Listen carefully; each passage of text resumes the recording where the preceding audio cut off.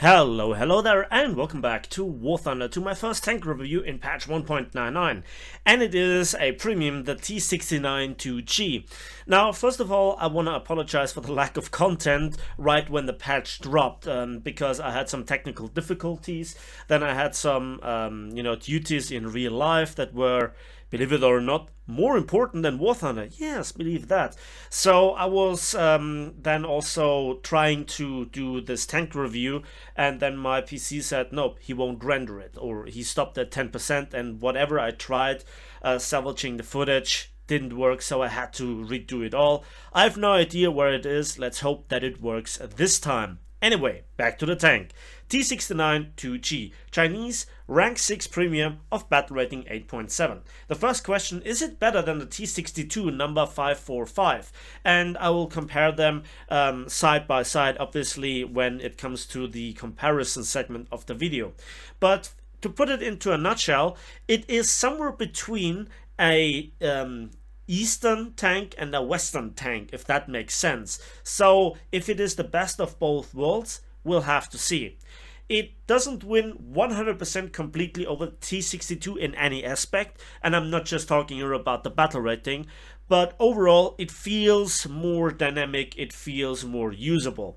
There is another thing. I couldn't stand personally the T-62 for the love of it, and if you look into the Chinese tech tree with my personal progress, you can see that the old trusty T-3485 and IS-2 combo, both premiums of 5.7 at rank 4, will reach more or less in a few weeks the end of their research lifetime, so to speak, and I will begin to research rank 6 vehicles, and I can't use them without receiving a huge penalty. So the question is obviously right from the get-go, which one earns more civil lines and more RP. And to be honest, yeah, in terms of RP, the T-62 2G has better modifier, but in terms of civil lines, then the better modifier goes to the T-62 with 1.4 instead of 1.3. Now, aside from this, I think I get more done with the T-69 2G. So if you even have better modifiers, it doesn't really make sense if you don't get same or even better results per battle in terms of winning, carrying, capping, killing, kill assists, whatever. And I personally would say that the T-62 has some aces upon its sleeve. And without further ado, let's hop right into it. As usual, I want to begin with the armor, and we can see that the shape, the hull, and the turret basically are from a T-55, a very similar related. That means that there is rolled homogeneous armor of 100 millimeters at angles from 63 degrees for the lower glacis and 56 degrees for the upper glacis, giving effectively resistance numbers for frontal shots unangled of roughly 180 to 200 millimeters. The sight, and then we obviously have the era protection, which gives you immunity for one shot versus heat, hash, and also HE shells, but only for that one time you get shot, and then a lot of the plating disappears. And 8 TGMs will go through if they have above 650 millimeters of penetration, or they are tandem warheads like from helicopters, for example. The side also has some spaced armor, very good versus hash and HE, not so much versus heat if it doesn't penetrate here at a ridiculous angle, and despite the spacing. And behind this we have 80 millimeters, but the belly is very soft with only 20 millimeters, so even SBA with APIT can pen here with ease from the side and just kill the crew. Then the back of the tank 45, the plating over the engine is only 20 millimeters, so that is rather thin. So versus obviously rockets and missiles and even cannon fire, even from heavy machine guns, this might be a valid target, at least to set the engine on fire. Then the turret roof is somewhere between 30, 60, 45, and then the turret front itself also has cast homogeneous armor. At its thickest part it is 200 millimeters, and yes, there is the gun mantlet, which is really trolley versus solid shot, but versus the likes of heat and also APFSDS don't rely on this. Talking about heat, again, here's some really great era protection. Same rules as with the upper plating here. But then we also have some cupolas, and the turret all around. At the end, it goes relatively thin to 65. So the tank is more or less SPA safe from the front, which can't be said about any the most of the other Western premium MBTs. But it's not like the armor matters. But the armor comes obviously with weight. We continue, and yeah, the 4 crew members are as following. 3 on the right hand side, the driver, the gunner, and the commander. So if you have a good shot with some good kinetic energy shot through the front, you can crew kill the tank with 1 hit. Then we have ammunition distributed over the entirety of the tank. We have first stage ammo storage, 19 rounds in the fuel tank, because da tovarish. We have some ammo pieces on the side, the back of the turret, and also in front of the engine. So it's actually problematic to not ammo rack this tank if you take the majority of crew of ammunition with you. However, there is a little bit of an oddity. The first storage ammo rack is here in the fuel tanks. So if you empty a lot of the ammunition, the back of the turret and the side ammunition gets removed first. That increases survivability just a bit. Fuel tank in the front, and the power pack, transmission, and engine in the back as usual. The tank is not really spacious in that aspect, but it's not terribly cramped either. Sometimes you can survive a shot, sometimes you get 1 shot. Most of the time you get 1 shot if you get penned.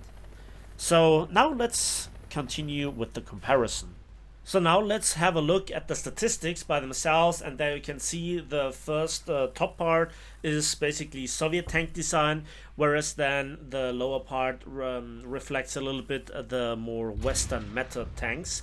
And we can see in typical Soviet fashion, the T-69 2G has not the greatest engine, 580 horsepower, but therefore it is also relatively lightweight with 37 tons. Amongst the MBTs, this is both the weakest engine but also the lightest tank. The horsepower per ton ratio is in typical Soviet fashion kind of mediocre, 15.7. That is not really exciting for this battle rating, and you can see that the likes of Leopard A1A1 and the Roykart 105 are head and shoulders above all the other tanks. It can keep up with the M60 A1 Rise P, but that's also a tank that I personally don't like. But no judgment yet on the T-69 2G. The top speed is 50 kilometers per hour. That is okay-ish, I guess. It's usable and you actually can reach it off-road. But on road it kind of feels restricted. The reverse speed is kind of usable with minus 8 kilometers per hour, but the tank has no neutral steering. However, there is one other factor that has to be mentioned, and this is when you just simply want to get around the corner, the tank keeps the momentum that it built up while the turn, so it keeps turning even after you lift off the A and the D key, and the counter steering then very often gets you into a crash or just you lose so much speed, and that is really annoying. But this is not something too unique to the T-69 2G. There is actually a little bit of a trick in the settings that I have explained in my how to drive better video, and you probably then after you turn, you press it quickly, hold the key for a second, and you just keep going in that straight line that you previously wanted to go in. The gun handling is rather interesting indeed, and it shows the greatest difference to the T-62, which obviously is here the Soviet one, but it is also very much the same for the other Chinese premium. So the T-69 2G has a 105mm gun, the ZPL-94, and it holds 44 shells of ammunition, and the reload is 7.5 seconds. Now this is fairly interesting because from how it feels, how it behaves in other aspects, you could be forgiven to think that it is some sort of L7 derivative, just like with the M60 A1 Rise P or the Roykart. And they might have different names, but in War Thunder they kind of behave like the same. But you kind of see that there is a little bit of a reload discrepancy of over 10%. and still you are the best amongst the Chinese and obviously Soviet premium tanks. So in this aspect, you're kind of a middle ground, so to speak. Turret rotation speed also beats the rest of the Eastern built Soviet tank designs with 20 degrees per second, but Western tanks usually are better. There is just no denial. But again, it's not unusable, it's not terrible. What is outright terrible is the gun depression. 4 degrees is actually the worst in this comparison and is not even halfway to the golden standard of minus 10 degrees that the majority of Western MBDs possess. The 18 degrees of gun elevation are still usable in many aspects, but it is one joy killer in another aspect to which I'll come later. The elevation speed, though, is in this regard the joint best with 6 degrees per second, and even the Western MBTs that are compared here are comparable. But again, it's not a massive advantage, but also not a massive issue. Then another aspect is the night vision device. All the tanks in this comparison have it, except the Röykart that actually has thermal imaging.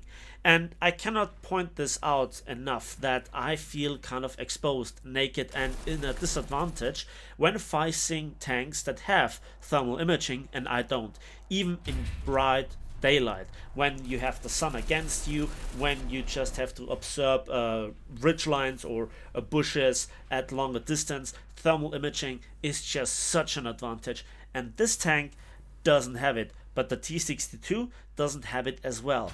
So go figure. But now I think it's time for another aspect, and that is the ammunition. So, because this is not a tech tree tank but a premium tank, you have all the shell types available right from the get-go. So this is why I begin with the Type 83 APDS. Maybe this is a typo, or this is what they called them, but it is technically speaking an AP-FSDS shell. It has a mass velocity of 1500 meters per second, and it should be your primary shell.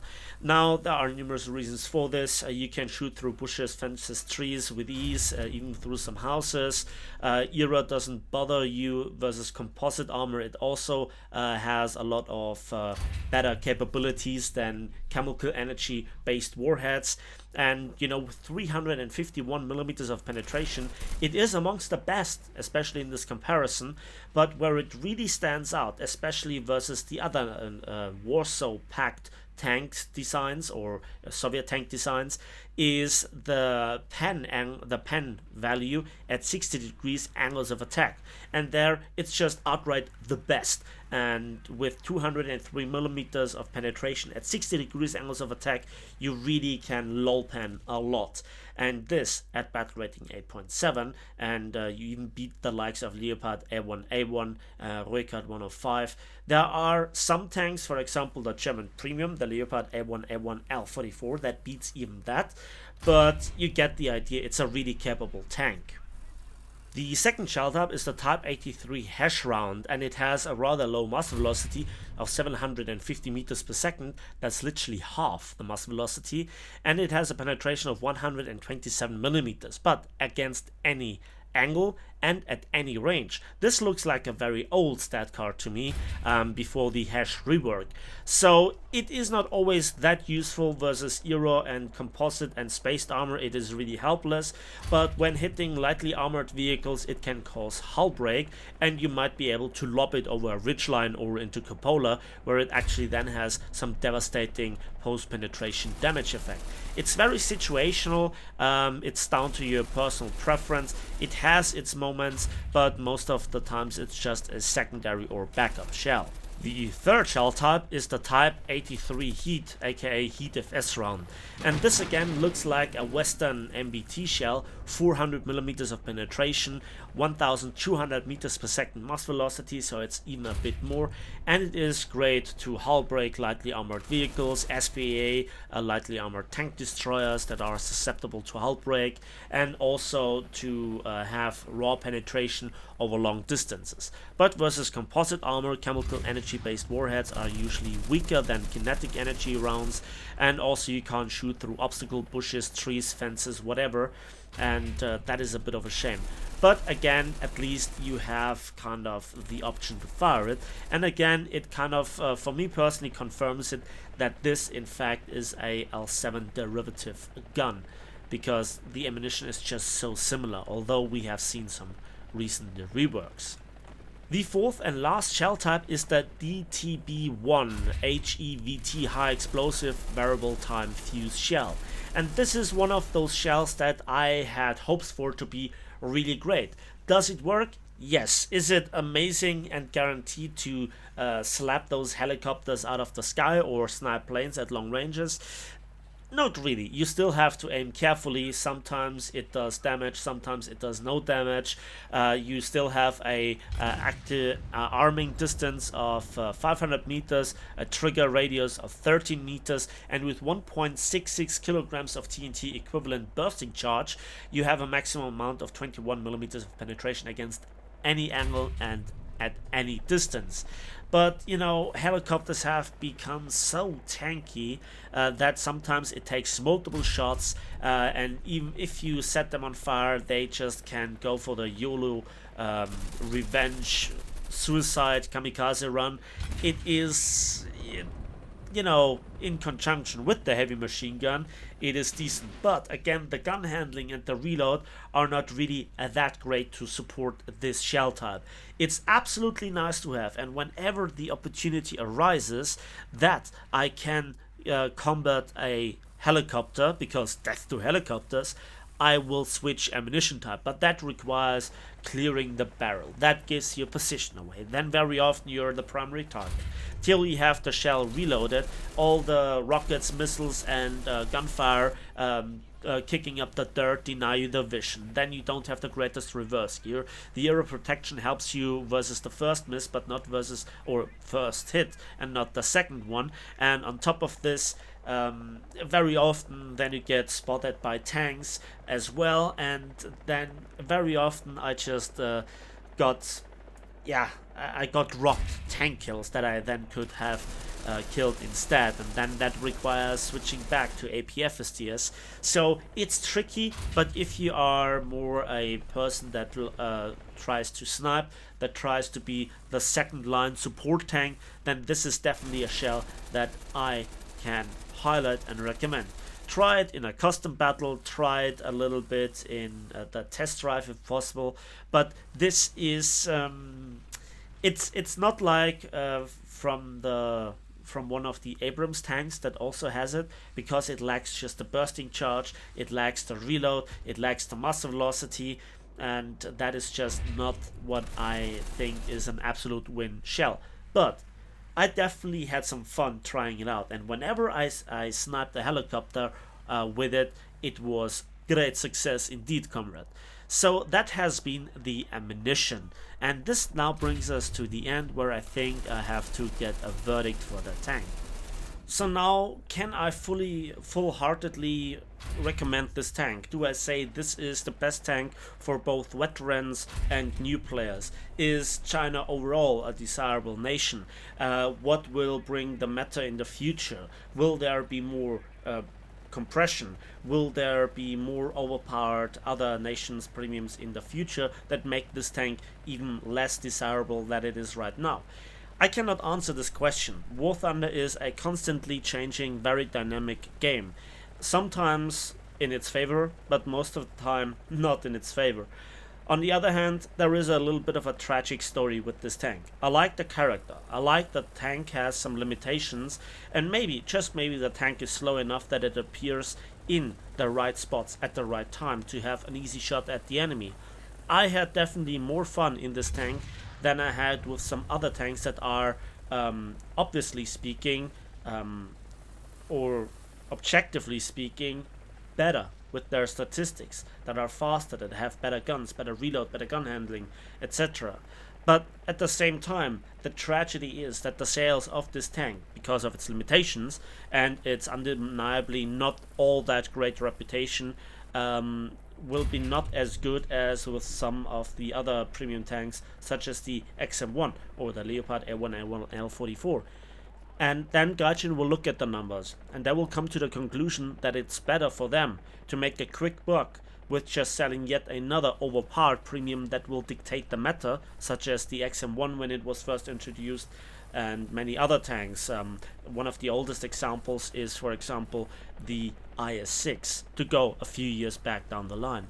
But here we have the problem that this tank can do all the essential things, and it's by no means tragically bad or crap, but amongst comparable tanks, it's not really an outstanding shining example.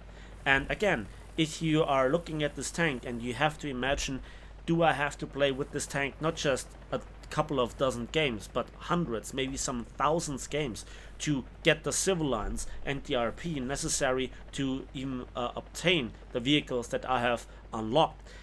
All those questions leave this tank in a little bit of a questionable state.